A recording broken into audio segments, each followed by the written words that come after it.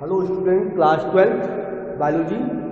देखिए आज हम जो है मॉडल पेपर के में हमने आपको देखा जो क्वेश्चन ज़्यादा पूछे जाते हैं उसको हम आज डिस्क्राइब करते हैं। पहला जो क्वेश्चन है द्विव निषेचन आता है, बार बार आता है। द्विव निषेचन किसे कहते हैं या डबल फर्टिलाइजेशन किसे कहते हैं? द्विव निषेचन होता है या दोहरा निषेचन या डबल फर्टिलाइजेशन।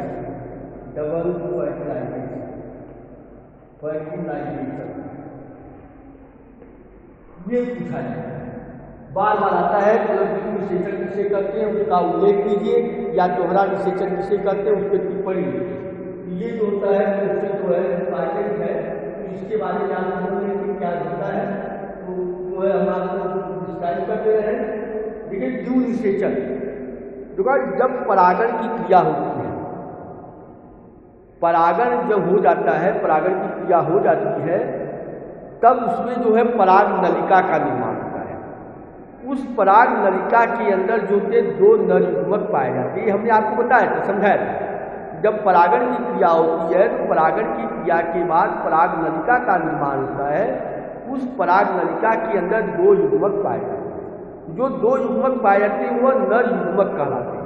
ठीक है, जैसे ये देखेंगे हमने आपको कहा था कि जो पराग होता है, पराग कलश होते हैं, जब जो है वर्तिकार में पहुँचते हैं तो निषेचन की क्रिया हो जाती है। और निषेचन की क्रिया जब हो जाती है तो वहाँ होते हैं पराग नलिका का निर्माण हो जाता है। और उस पराग नलिका के अंदर क्या होते हैं, दो नर युग्मक क्या होते हैं, पाए जाते हैं। तो अब देखिए यहाँ क्या होता है, ये दो नर युग्मक हो गए, ये दो नर युग्मक हो गए, जो बार बार पूछा जाता है। इसलिए जो कंप्यूटर को दूर करने के लिए आपको बता रहे हैं, ये दो नर युग्मक और इसके अंदर होता है एक वर्धी कोशिका होती है, बड़ी सी जो ये वर्धी कोशिका कहलाती है। वर्धी कोशिका, ये वर्धी कोशिका होती है ये। और इसके बाद होता है, ये आप जान रहे हैं, ये बाह्य छोर कहलाता है, बाह्य छोर होता है ये। और इसके बाद ये जो है अंतर छोर कहलाता है, अंतर छोर होता है ये। अब पराग नलिका के बाद इसमें होता है दो नर युग्मक बन जाते, मतलब दो युग्मक का निर्माण होता है। और यही दो युग्मक जो होते हैं नर युग्मक का निर्माण होता है।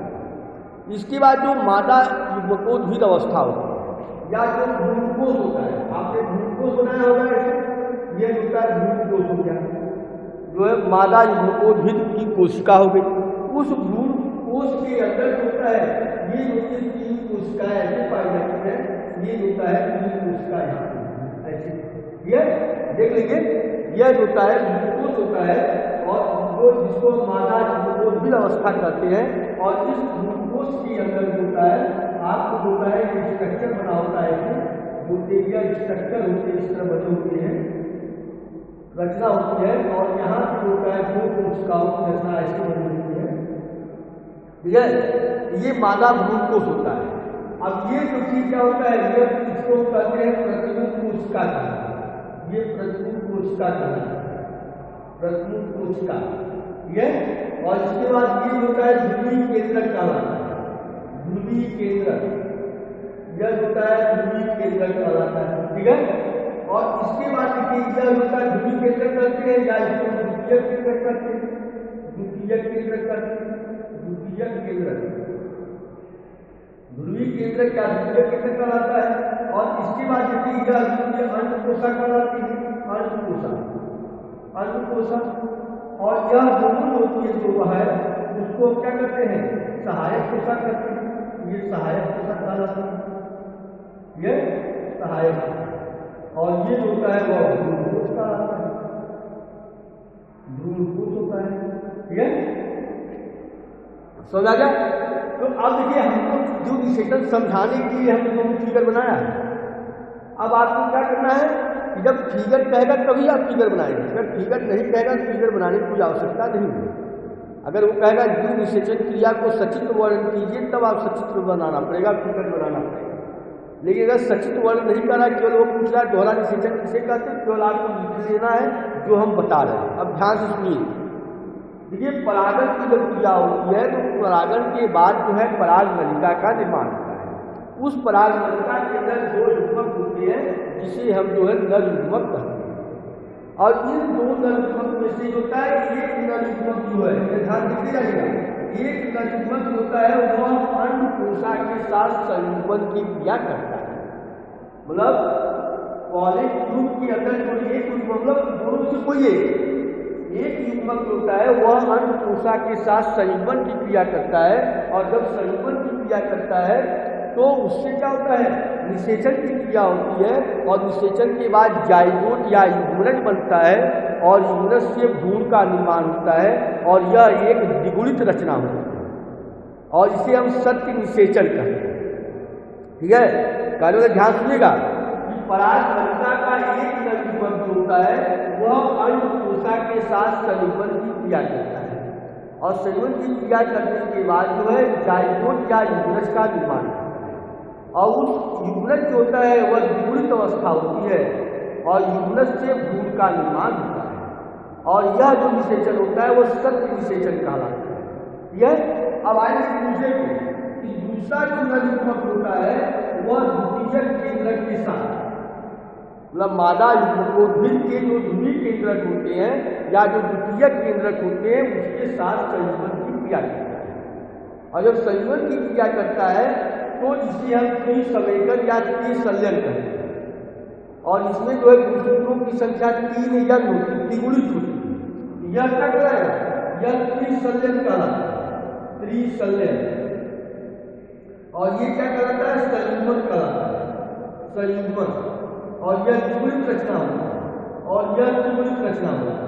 यह जब ध्रुवीय केंद्रक के साथ संयुग्मन की क्रिया करता है तो उससे बनता है प्राथमिक भ्रूणकोश केंद्रक बनता है और प्राथमिक भ्रूणकोश केंद्रक से भ्रूणकोश बन जाता है। और यह एक त्रिगुणित रचना होती है, त्रिसंलयन की क्रिया कहलाती है, त्रिसंवेकन की क्रिया कहलाती है। और इस भ्रूणकोश जो होता है वह भ्रूण का पोषण करता है।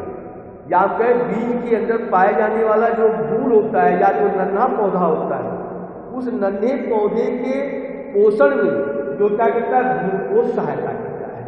और जब भ्रूणकोश सहायता करता है मतलब भोजन नरिशमेंट करने का काम करता है, पोषण करने का काम करता है, तो वह काम उसके द्वारा होता है। इसके बाद होता है जब त्रिसंवेकन की त्रिसंलयन की क्रिया हो जाती है तो भ्रूणकोश बन जाता है। तो आपको यहाँ कहा जाता है कि संयुग्मन और त्रिसंलयन को संयुक्त रूप से दोहरा निषेचन। बस इतना आपको डिस्क्राइब करना है और डिस्क्राइब करके आपको बता देना है। अब इसमें कहाँ पे कोई कठिनाई है, हमको तो नहीं लगा कोई कठिनाई यहाँ पे उत्पन्न है। इसके बाद आपसे क्वेश्चन ये पूछा जाता है भ्रूणकोश और भ्रूणकोश में अंतर बताइए। बहुत इंपॉर्टेंट क्वेश्चन है। देखिए भ्रूणकोश जो होता है उसका निर्माण निषेचन के पहले होता है और वह एक अगुणित रचना होती है। मादा युग्मकोद्भिद अवस्था कहलाती है, उसको मादा युग्मकोद्भिद कहते हैं। जबकि भ्रूणकोश जो होता है उसका निर्माण निषेचन के बाद होता है और यह एक त्रिगुणित रचना होती है। भ्रूणकोश जो होता है वह भ्रूण का पोषण करता है, उसको ऊर्जा प्रदान करता है, उसको शक्ति प्रदान करता है। यह और इस तरह जो होता है उनकी रचना का निर्माण हो जाता है। यह दोनों में अंतर हो जाता है। इसके बाद एक क्वेश्चन पूछा जाता है परागण किसे कहते हैं, कितने प्रकार का होता है। तो याद ध्यान दीजिएगा, एक पुष्प के परागकोश से परागकणों का वर्तिकाग्र तक पहुंचने की जो क्रिया होती है वह परागण कहलाती है। और परागण जो होता है वो 2 प्रकार का होता है, एक स्वपरागण, दूसरा होता है परपरागण। स्वपरागण का मतलब है कि एक पुष्प के परागकण जब उसी जाति के उसी पुष्प के वर्तिकाग्र पर जब पहुंचते हैं उसे स्वपरागण की क्रिया कहते हैं। अब जब एक पुष्प का परागकण दूसरी जाति के या अन्य पुष्प के जो है मतलब एक पुष्प का परागकण जब उसी जाति के या किसी दूसरे पौधे के जो है वर्तिकाग्र पर जब पहुंचता है या अन्य पौधों के वर्तिकाग्र पर जब पहुंचता है तब उसे हम परपरागण कहते हैं।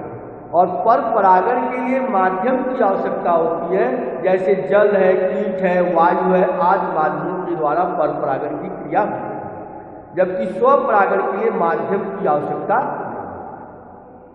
नहीं है। ये चीज समझ आ गई। तो ये जो था स्वपरागण और पर परागण के बारे में मतलब एक समरी टाइप था, एक संक्षिप्त विवरण उसका था। इसके बाद आपने आपको दिखाया है कि स्वपरागण में भी तमाम जो होते हैं आटोगैमी होती है या जिटैनोगैमी होती है, स्वयुग्मक होता है, स्टार पुष्पी होता है। तो ये आप चीज़ें याद कर लेंगे कि किसको क्या कहा जाता है। उसी तरह जो होता है कि जब हम होते हैं इसको पर परागण करते हैं तो पर परागण भी तमाम टर्मिनोलॉजी आती है, टर्म्स आते हैं, तो उसको भी आपको अध्ययन करना है, उसका भी उल्लेख करना है। तो ये चीज़ें आपको याद करनी होगी। इसके बाद आपको आता पूछा था अनिषेक फलन किसे कहते हैं। हमने आपको बताया था कि कुछ पौधे ऐसे होते हैं जिसमें बिना निषेचन के ही जो होते हैं फल का निर्माण हो जाता है, और वह जो होता है जिसमें जो होता है बिना निषेचन के ही जब बीज रहित फल बनते हैं उसे अनिषेक फलन कहते हैं। और प्राकृतिक रूप से अनिषेक फलनी फल जो होता है वह केला है, अंगूर है, सेब है, ये प्राकृतिक रूप से जो होते हैं अनिषेक फलनी फल कहलाते हैं। लेकिन कृत्रिम रूप से ऑक्सीन हार्मोन का छिड़काव करके हम अनिषेक फलनी फल प्राप्त कर सकते हैं, ठीक है। लेकिन प्राकृतिक अगर कहेगा कि प्राकृतिक अनिषेक फलनी फल कौन सा होता है तो आप बताएंगे केला, अंगूर जो होता है वह प्राकृतिक रूप से होता है। तो मतलब अनिषेक फलन का मतलब होता है बिना निषेचन के बीज रहित फल प्राप्त करना। अगर उसमें बीज होता भी है उनमें अंकुरण की क्रिया नहीं होती या वो जनन क्षम नहीं होती, उनके अंदर जनन क्षमता नहीं पाई जाती है। और इसी तरह पूछा था बहुभ्रूणता किसे कहते हैं। बहुभ्रूणता की खोज किसने की थी तो एंटोनी मान लीवेनहॉक ने बहुभ्रूणता की खोज संतरे के पौधे में देखा था। और इसमें जो होता है कि एक जो बीजांड होता है उस बीजांड में जब एक से अधिक भ्रूण का निर्माण हो जाता है उसे बहुभ्रूणता कहा जाता है, ठीक है। ये जो छोटे छोटे टर्म दिए गए हैं उसको आप जरूर याद रखिएगा, नहीं याद रखेंगे तो समझ में नहीं आएगा। तो आज हमने ये टॉपिक समझाया, अगले दिन कोई दूसरी टॉपिक मिलेगी जो हम देखेंगे कि जिसमें ज़्यादा लोगों को कंफ्यूजन है वो समझाएंगे, ठीक है। धन्यवाद।